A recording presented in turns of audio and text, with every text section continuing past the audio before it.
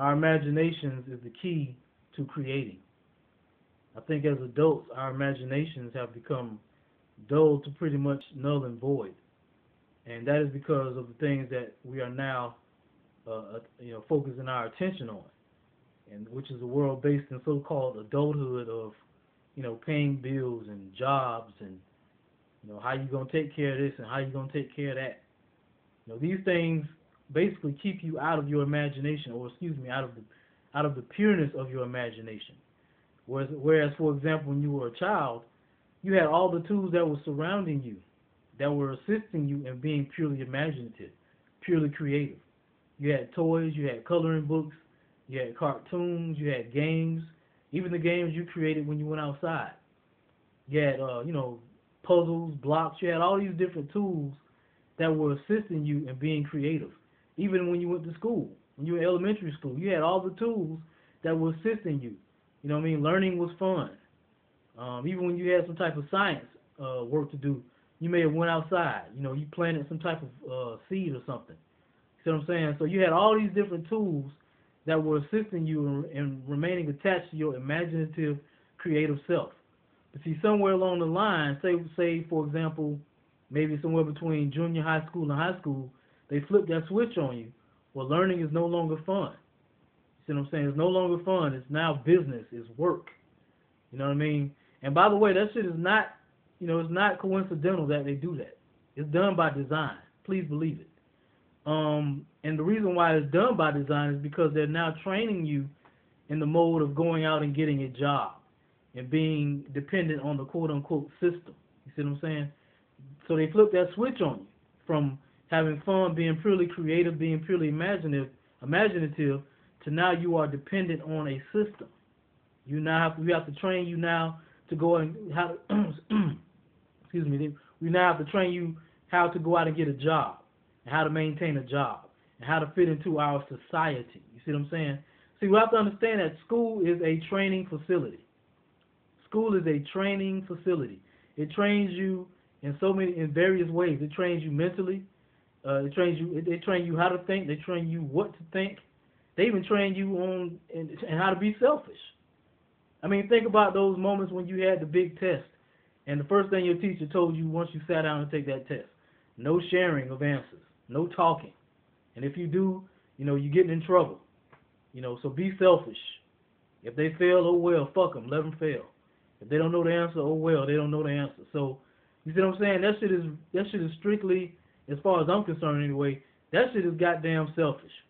So again, we have to understand that school is a training facility, and they train you in various ways. So we have to untrain or retrain our imaginations or reconnect with that part of ourselves in order to create the reality in which we foresee and want and desire. So just a few tools to assist you in that area.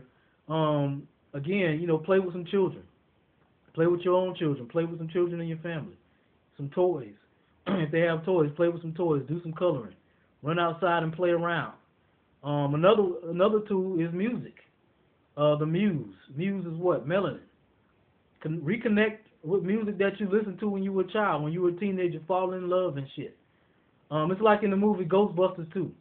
Remember the movie Ghostbusters 2? They go to that underground subway, and they found that pink gooey substance, which was nothing more than melanin. And by the way, subways are nothing more, for those that go underground, it's a representation of the underworld. So they went to the underworld, and they found that pink gooey substance, which was nothing more than melanin. They took it and did a experiment on it, right? They put it in that toaster and turned on some fucking James Brown. Some goddamn power melanin music, right? They put on some James Brown and it started dancing and, shaking and vibrating and all this type of shit. So again, music is very powerful. We have to respect the power of music and understand that music takes you higher. But again, it also can take you lower, so to speak. So again, music is very, very powerful in terms of the energy of it. So again, reconnect with that imaginative part of yourself through music. And see, that's the thing that people did not understand about Michael Jackson. That's the thing that people, that's the part of Michael Jackson, should I say, that kind of went over people's heads because they were so caught up in the physical stuff with him. Him cutting his nose and him, his skin becoming lighter.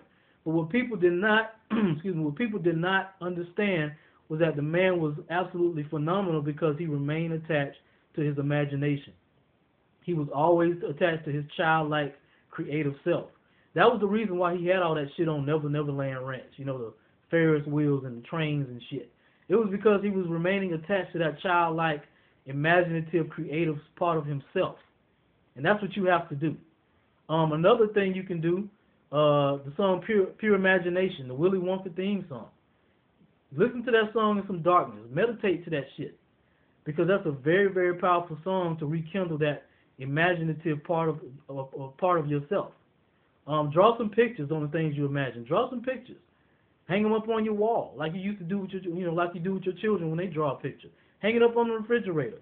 Hang it up in your room. These are the things that you have to do to facilitate that imaginative, creative part of yourself. Because again, what we are doing is creating the world in which we foresee versus the world in which they want us to see and be a part of. Because that's what happens. Your energy is always creating. Your imagination and creative mode is always in creation. But it's just a matter of what are you creating? Are you creating the world in which you foresee that is based in love, peace, and harmony? Or are you creating the world in which they want you to foresee that is based in illusion, that is based in stress, that is based in paying bills and a stressful-ass job that you can't stand? You see what I'm saying? So again, let's reconnect and have fun, because fun is another key. Have to have fun in this shit. Let's have fun imagining all these things, and have fun in creating the things that we foresee and want to facilitate in this realm. And, again, these are the keys. So let's get it popping. Peace.